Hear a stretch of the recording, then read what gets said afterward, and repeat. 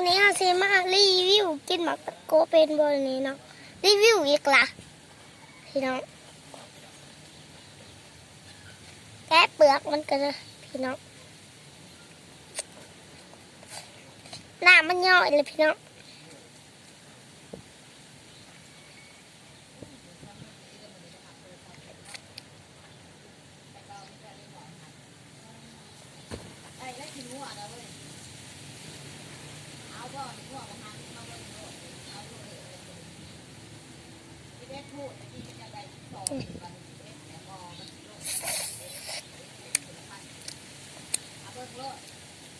เห็นบนนี่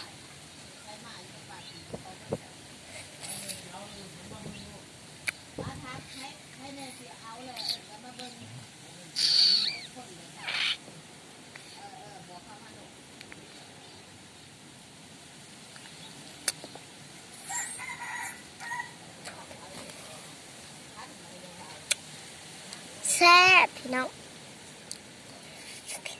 เห็นบ่ต้นมันเนี่ยห่มวิธีแต่พี่น้องเห็นบ่ในลมพัดแล้วพี่น้องนั่งเลยยังไงพี่น้อง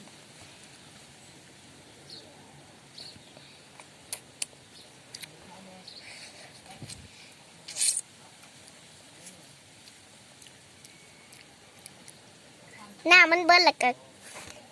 แกงทิมพี่น้องอันต่อมา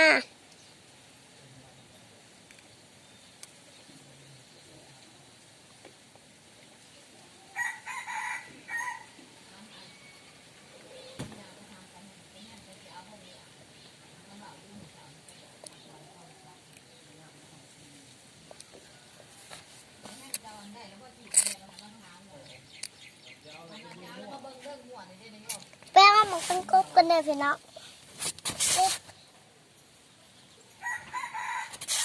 รออีก2 ชั่วโมงเด้อพี่น้อง